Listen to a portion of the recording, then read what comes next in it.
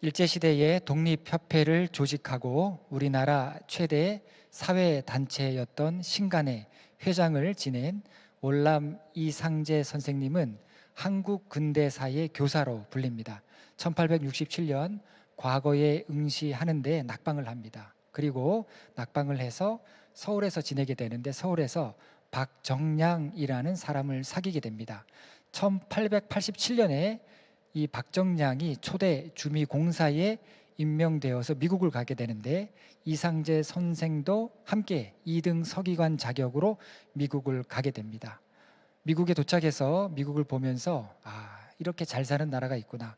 어서 그 비결을 배워서 우리 조선을 힘 있는 나라로 만들어야 되겠다. 그런 의지를 갖게 됩니다. 그때 청나라 공사관 관리 한 명이 이상제 선생에게 서구 문명은 성경에 근거하였다. 여러분, 청나라에 사실 선교사들이 많이 들어갔었습니다. 이미 청나라 시대에 예수 운동이 청나라에서 막 일어나기도 했었죠. 청나라 관리에게서 한문으로 된 신약 성경을 전해받게 됩니다. 성경을 받은 이상제 선생은 이 성경에 어떤 비결이 있는 줄 알고 열심히 읽기 시작합니다. 이상제 선생이 알고 싶어 했던 것은 군대를 조직하는 방법, 또 나라를 부강하게 어떻게 하면 부강하게 할 수 있는지에 대한 것들이었는데, 여러분 성경을, 신약 성경에 대해서 여러분 읽어보셨겠지만 읽으면 읽을수록 이 성경에 대해서 사전 지식이 없는 사람이 보면 허무맹랑한 그런 이야기들만 보게 되어서 이내 곧 실망하게 되었다고 합니다. 그럼에도 미국을 만든 비결이 여기에 있다라는 생각에 다시 성경을 집어서 읽곤 했는데, 아무리 읽어도 선생이 원하는 그런 내용을 찾을 수가 없었던 것입니다. 그런 식으로 성경을 읽다가 내던지고 읽다가 내던지고 내려놓고 하기를 여러 차례 반복했다고 합니다. 그리고 한국으로 돌아와서 지내게 되는데 1902년 개혁당 사건에 연루가 되어서 체포가 됩니다. 그리고 감옥에 갇히게 되는데 옥중에서 다시 성경을 보게 됩니다. 옥중에서 성경을 읽으면서 그 말씀이 이제 와닿게 되었던 겁니다. 그리고 예수님을 나의 구원자로 고백하기에 이르게 됩니다. 그렇게 해서 기독교인이 된 이후에 기독 청년회 활동을 합니다. 그 당시에도 기독 청년회 활동이 활발해서 중국에서도 기독 청년회 모임들이 있었고 그런 활동을 적극적으로 하였고, 나중에는 질레트 선교사의 권유로 YMCA 초대에 총무까지 지내게 되었습니다. 복음의 원리를 누구에게 잘 들은 것도 아닙니다. 성경의 가르침을 잘 전해 받은 것이 아니라 그냥 신약 성경, 한문으로 된 신약 성경을 전해 받은 것뿐이었는데, 나중에 그 말씀이 한 사람의 인생을 바꾸고 그 믿음은 한 나라에 굉장히 영향을 미치는 그런 믿음이 되었던 것입니다. 이런 이야기들을 접할 때면 나의 상황과는 거리가 있어 보이는 좀 특별한 그런 이야기, 특별한 사람의 이야기로 들릴 수 있습니다. 하지만 누군가는 성경을 전했고 그것이 역사하심이 되었다. 여러분, 그래서 우리 믿는 사람은요, 전하고 가르치는 일, 열매가 없을 수도 있습니다. 힘이 그냥 빠지고 그리고 계속 내가 이 일을 해야 되는가 회의적인 생각이 들 때가 있습니다. 그러나 어떠한 경우이든지 우리 믿는 사람은 하나님께서 하시는 일에 대한 가능성을 열어놓고 있어야 되는 것입니다. 지금 안 된다고, 지금까지 못했다고 손을 놓거나 포기하는 것이 아니라 하나님께서 역사하실 것이라는 이 믿음의 가능성, 그 가능성을 품고 우리는 살아가야 하는 것입니다. 오늘 말씀은 예수님의 다른 제자들보다도 주님이 하실 일에 대한 기대가 더 컸던 사람, 이 안드레에 대한 이야기입니다. 우리에게는 거울과 같은 그런 사람입니다. 안드레는 베드로의 동생이었고 형제였죠. 그리고 베드로와 함께 고기를 잡던 어부였습니다. 예수님의 제자 중에서 제일 처음 예수님의 제자가 된 사람이 안드레입니다.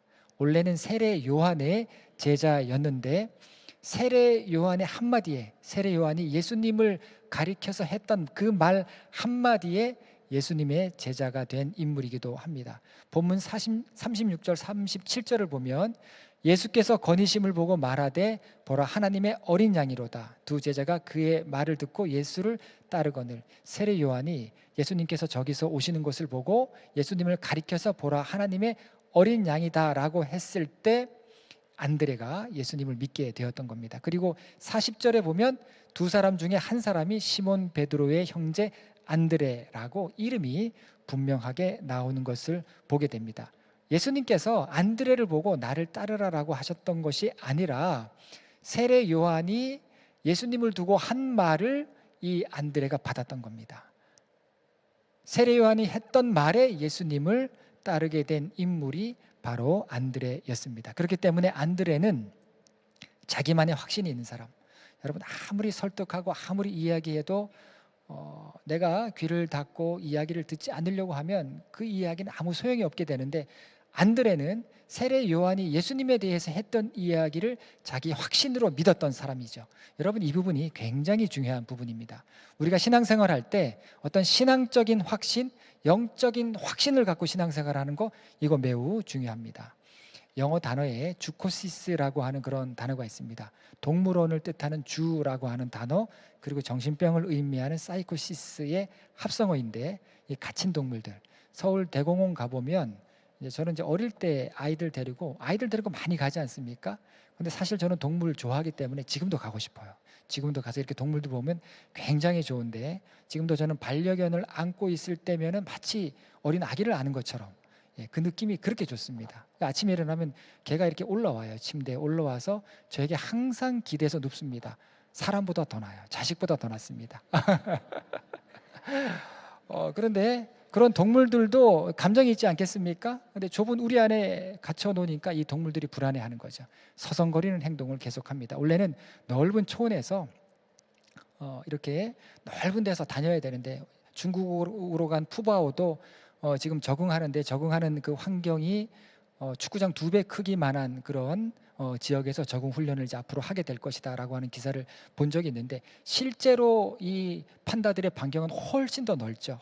훨씬 더 넓은 데서 이렇게 살아가게 됩니다. 그런 데서 살아가야 되는데 갇혀 있으니까 정신병에 걸릴 수밖에 없는 겁니다. 그런데 안타깝게도 오늘날 동물원의 사자가 앓고 있는 병을 많은 현대인들이 앓고 있다는 것입니다. 여러분, 갇혀 있는 것 같아요.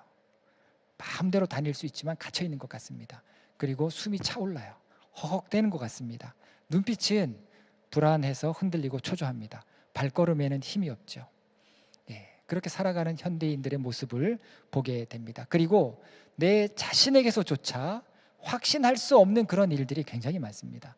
제가 얼마 전에 유튜브를 보는데 알고리즘으로 하나가 뜨는데 봤더니 다큐멘터리인데, 미국에 거주하는 한국분 가정입니다.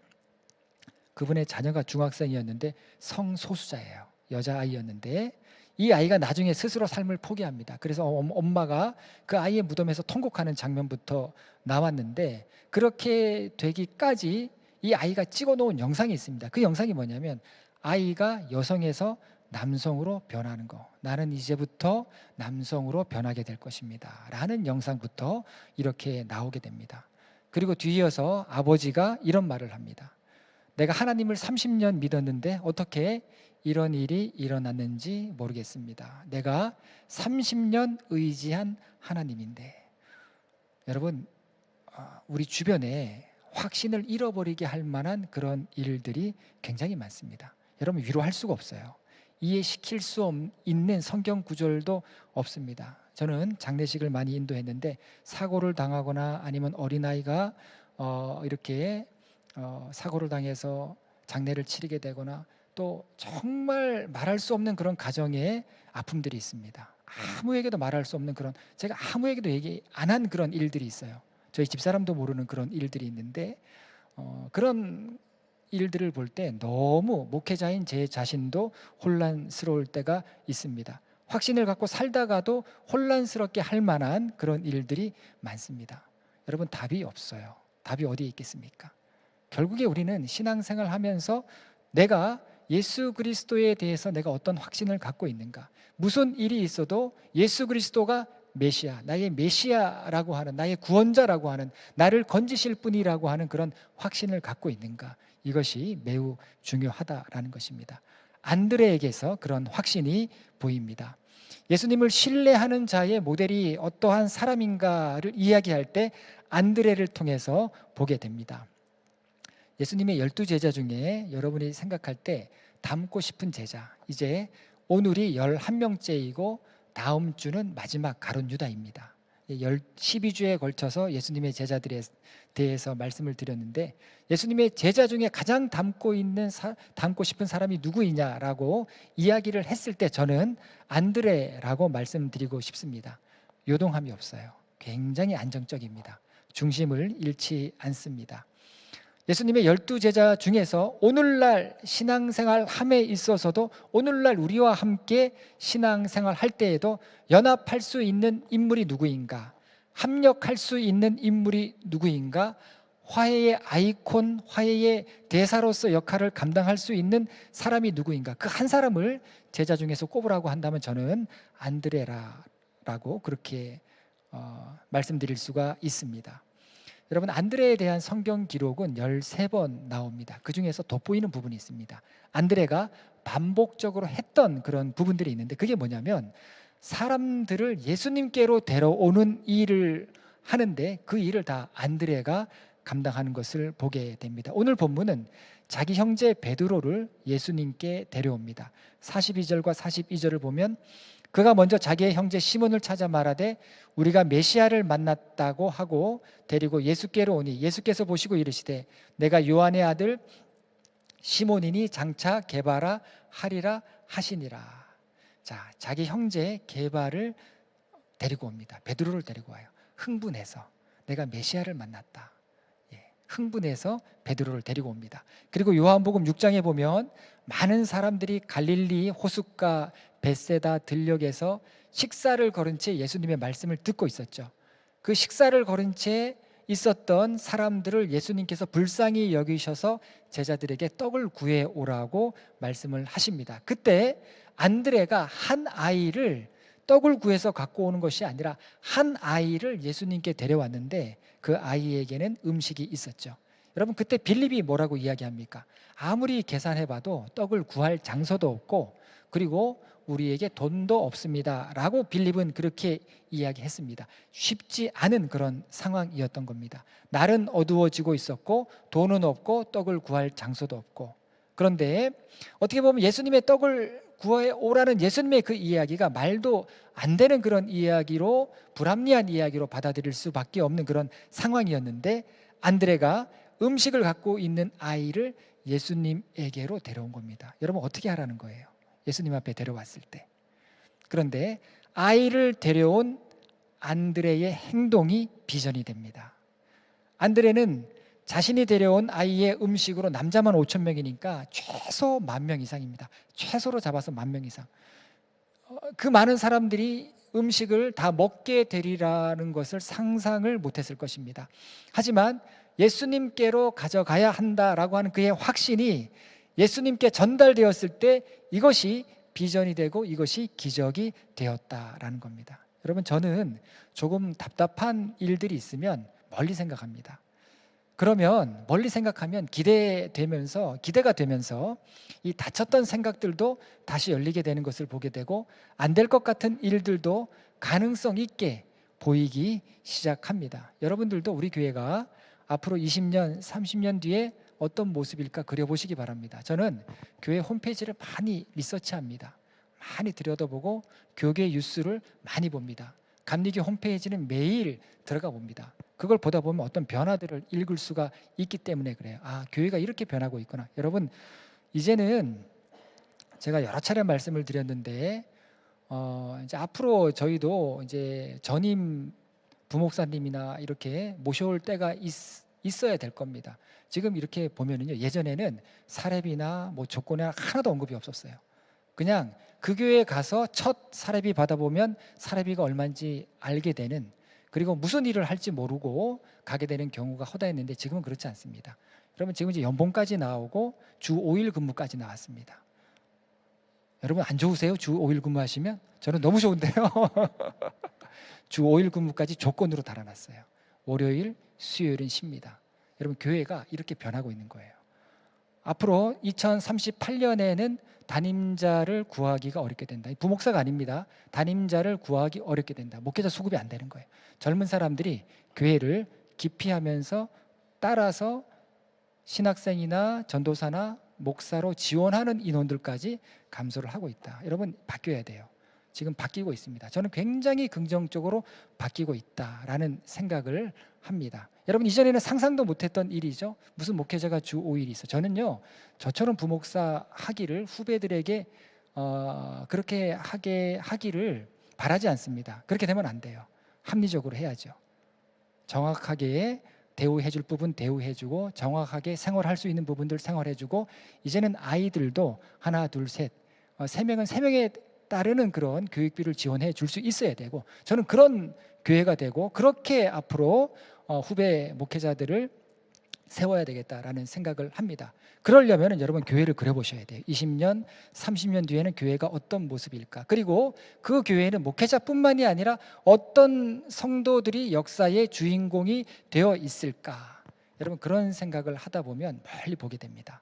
자, 그런데 그런 생각조차도, 그런 생각의 기본조차도 예수 그리스도께서 역사하신다라고 하는 확고한 믿음의 바탕 위에서 하셔야 되는 것입니다.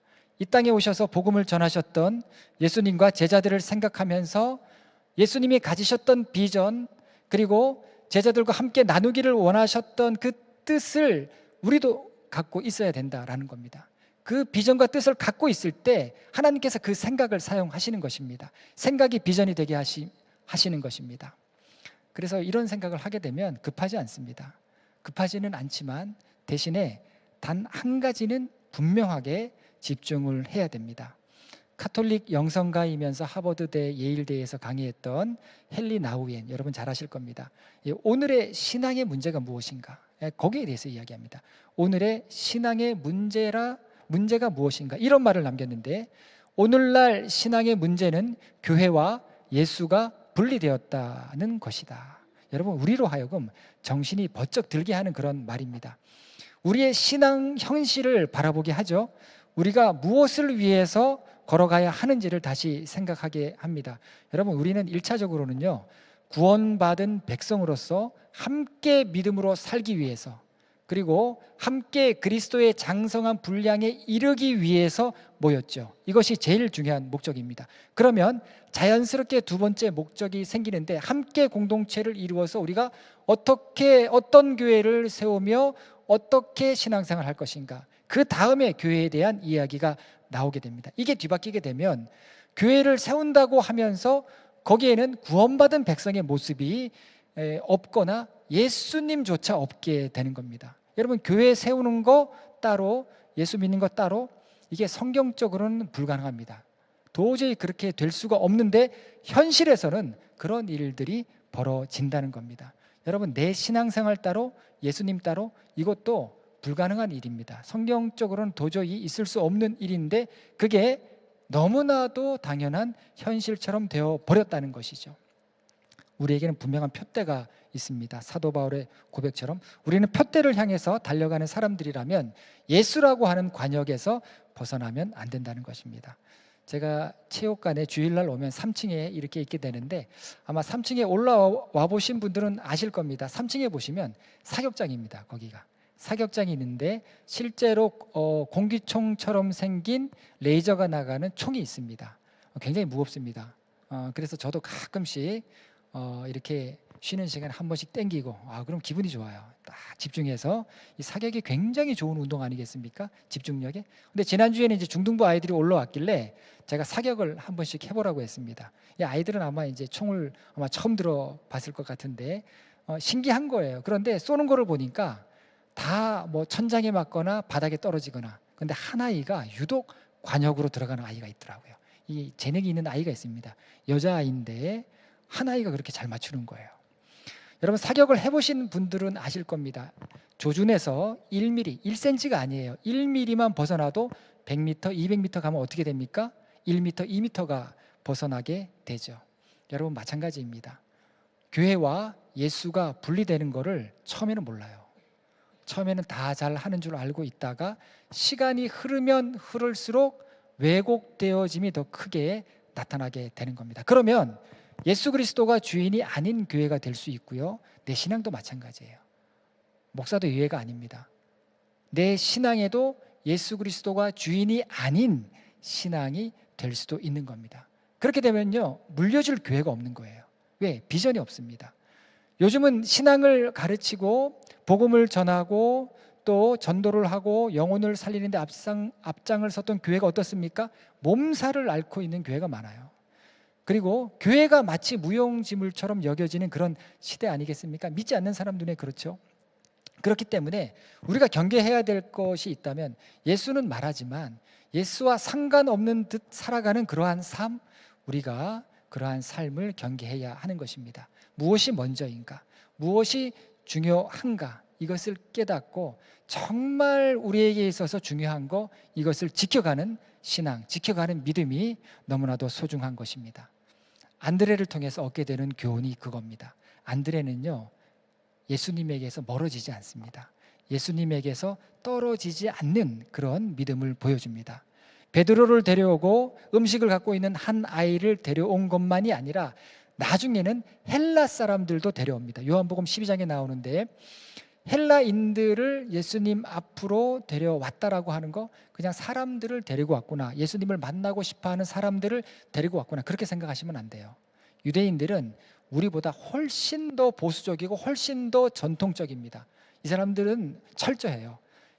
유대인과 이방인의 구별이 명확합니다. 헬라인들을 유대인 공동체에 데려오지 않아요. 지금도 회당에 이방인들이 들어갈 수 없습니다.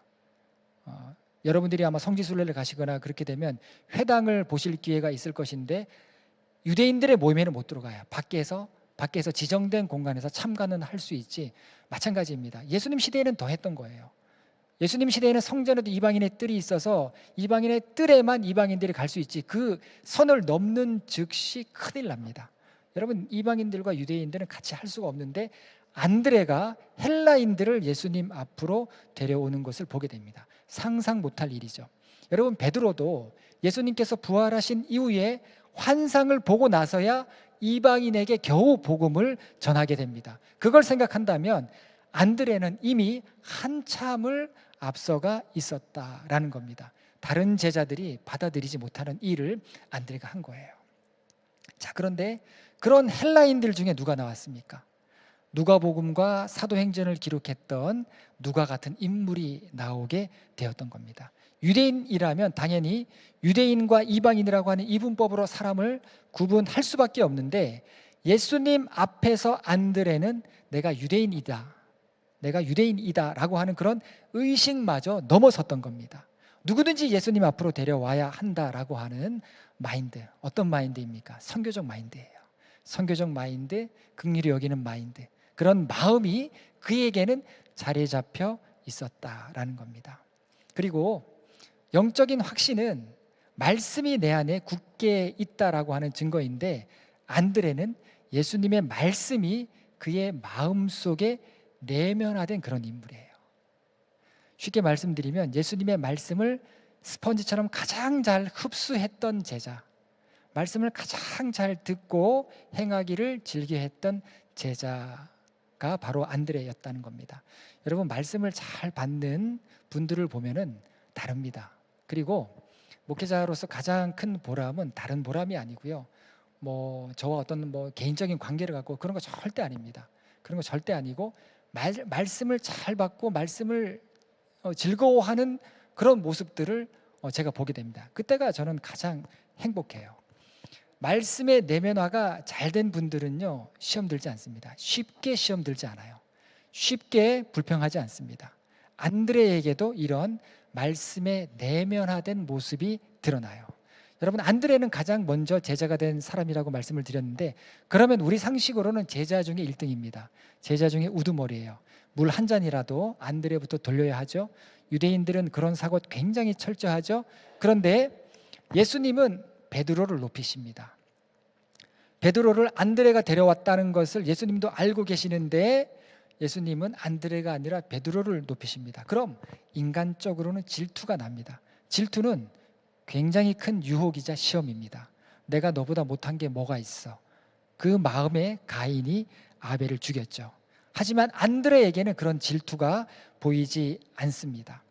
그리고 안드레는 예수님께로 사람들을 이렇게 계속 데려왔는데, 예수님은 정작 중요한 일에 안드레를 빠뜨리십니다. 변화산에 갈 때에도 베드로와 야고보와 요한이 있었죠. 거기에 안드레가 없습니다. 야고보와 요한은 형제입니다. 그러면 야고보와 요한을 데려가는 자리에는 베드로와 안드레까지도 함께 데려가야 되지 않을까? 우리 상식으로는 그렇습니다. 교회에서도 그런 사람과의 관계 때문에 시험 드는 경우가 굉장히 많은데, 그런 상식선에서 볼 때도 안드레가 가야 마땅한데 변화산에 안드레가 없었죠. 겟셋만의 기도 현장에도 베드로와 야고보와 요한, 역시 안드레가 없었습니다. 야이로의 딸을 살리는 자리에도 안드레는 없었습니다. 최초의 제자 베드로를 인도한 제자는 항상 중요한 자리에 빠져 있었습니다. 이것이 의미하는 것이 무엇이겠습니까? 안드레가 사람의 인정과 평가에 매달려 있지 않았다라는 것을 보여줍니다. 여러분, 신앙생활 잘하시는 분들이 어떤 분들이시겠습니까? 목회자와는 거리를 두세요. 신앙생활 잘하시는 분들은 목회자와는 거리를 두시고, 그리고 안정적으로 신앙생활 하시면서 섬기는 일도 잘 하십니다. 오히려 전화를 하면 이상하게, 왜 전화하셨어요? 뭐 저한테 문제가 있어서 전화하셨어요? 이런 반응을 보이는 분들이 계세요. 걱정 안 합니다. 어떤 상황, 어떤 일이 있어도 신앙생활을 안정적으로 하십니다. 말씀이 내 안에 잘 자리 잡은 거예요. 말씀이 내면화된 신앙이 그래서 중요한 것입니다. 그리고 안드레는 언급되는 성경 구절을 보면 항상 베드로의 형제 안드레로 나옵니다. 베드로의 이름이 먼저 언급되죠. 그런데도 안드레의 불평은 보이지 않습니다. 여러분, 혹시 불평이 있으십니까? 또 원망하는 마음이 있습니까? 그럴 때마다 매일 우리가 살아가면서 그런 마음 들 때가 있습니다. 마음에 들지 않고 그럴 때가 있는데, 그럴 때마다 여러분 나의 내면을 생각하셔야 됩니다. 원망과 불평은 구약 성경에서부터 에덴 동산에서부터 보이는 사람의 최대의 죄의 본성적인 그런 모습이죠. 원망과 불평과 함수 관계에 있는 것들이 있습니다. 자기의 자기 자랑, 이것이 X값이라고 한다면 원망과 불평은 Y값이에요. 같이 움직입니다. 항상 같이 움직이죠. 여러분, 안드레야말로 삐뚤어지려면, 삐딱하려면 삐딱할 수 있는 사람, 삐뚤어질 일들이 제법 많았죠. 그리고 가룟 유다처럼 위에서 아래를 내려다보듯이 뭔가 가르치듯이 말할 법도 한데 안드레는 그런 모습을 보이지 않습니다. 이것은 예수님을 전적으로 의지하는 믿음, 그리고 주님의 말씀을 전적으로 신뢰하는 그런 온전함에서 나오는 믿음의 모습이었던 겁니다. 여러분, 우리는 항상 이상적인 모습을 생각합니다. 여러분, 이상적인 목회자 생각하시죠? 사랑도 많고 설교도 잘하고 보기에도 좋고 얼굴도 잘생기고 나이도 젊고 또 뭐가 있겠습니까? 여러분, 말도 잘하고요, 찬양도 잘하고. 그러면 저는 뭐 조건에서 다 빠지는 거예요. 체크리스트 해놓고 목회자 체크하면 제가 볼 때 50점 나오기가 힘들 것 같습니다. 그래서 저는요, 옛날부터 항상 어떤 얘기를 했냐면, 저는 그냥 평균에 조금 못 미치는 그런 사람입니다. 스스로도 그렇게 인식합니다. 목회 점수도 평균에 못 미치는 사람, 뭘 해도 평균에 못 미치는 사람, 군대에서 선착순을 해도 그냥 중간에서 그냥 뛰어가는 사람, 아무리 해도 1등은 못 해봤습니다. 못 해보고 할 수 있는 그런 능력도 없었습니다. 이상적인 목회자 아니죠. 여러분, 이상적인 교인 생각합니다. 나 아닌 다른 사람이 이상적인 교인이기를 바랍니다. 이상적인 교회를 찾습니다. 어느 교회가 좋다더라 이상적인 교회를 찾습니다. 그런데 주님께서 우리에게 바라시는 건 뭐냐면, 내가 그런 사람이 되라는 거예요. 내가 먼저 안드레 같은 사람이 되라는 겁니다. 내가 먼저 주님께서 부르셨을 때 아멘하고 따라오는 그런 사람이 되라는 겁니다. 유세비우스의 교회에서 아주 중요한 예수님 시대, 사도 바울 시대에 생존했던 사람입니다. 유세비우스의 이 교회사라고 하는 책이 있는데, 그 책에 보면 AD 260년 이 경에 안드레의 행전이라고 하는 그런 책이 있었다라고 합니다. 그 책에 안드레가 러시아 남부 지역에서 복음을 전하다가 돌에 맞아 죽을 뻔했다라고 하는 그런 이야기를 전하기도 하고, 그 후에 안드레가 그리스 아가야 지방으로 가서 복음을 전하다가 순교를 당했다라는 이야기를 전하는데, 그때 X자형 십자가에서 순교를 당했다라고 그렇게 말하고 있습니다. 그래서 지금도 가톨릭에서는 X자형 십자가를 안드레형 십자가라고 그렇게 부르는데, 안드레가 순교당할 때 십자가에 달릴 때 집행관이 안드레에게 말하기를 지금이라도 신앙을 포기하고 목숨을 보존하라, 신앙을 포기하라, 그런 이야기를 했다고 합니다. 그때 안드레는 그렇게 말하는 그 사람에게 그대는 그대의 영혼을 잃지 마십시오 라고 이야기하면서 이렇게 마지막으로 기도했다고 합니다. 오 예수 그리스도시여, 나를 받아주소서. 내가 본 그분, 내가 사랑한 그분, 그분 안에서 나는 내가 되었습니다. 예수 그리스도시여, 당신의 영원한 나라의 평안 가운데 이제 나의 영혼을 받아 주옵소서 라고 그렇게 기도했다고 합니다. 여러분, 안드레를 생각할 때 소망이 있습니다. 소망을 갖게 됩니다. 안드레를 생각할 때 제자됨의 소망, 안드레를 생각하게 될 때 연합의 소망. 주님께서는 주님의 몸을 깨트리셔갖고 연합되라고 하셨는데, 연합의 소망을 이 안드레를 통해서 보게 됩니다. 공동체의 소망을 보게 됩니다. 나를 보고 우리를 보면 소망이 없죠. 그러나 안드레를 볼 때 소망을 바라보게 됩니다. 여러분, 우리 신앙생활은요, 목표 삼아야 돼요. 본을 따라가야 됩니다. 우리 모두 안드레를 거울로 삼고 본받으면서 함께 신앙생활하는 저와 여러분이 되시기를 간절히 바라겠습니다. 기도하시겠습니다. 하나님, 우리에게 예수 그리스도에 대한 영적 확신을 갖게 하시고 그 확신이 어떠한 일 가운데에도 흔들리지 않게 하시며 안드레를 거울 삼고 본받고 정말 서로가 서로에게 소망이 되는 그런 삶을 살아갈 수 있도록 주님 도우시고 인도하여 주시옵소서. 예수님의 이름으로 기도합니다. 아멘.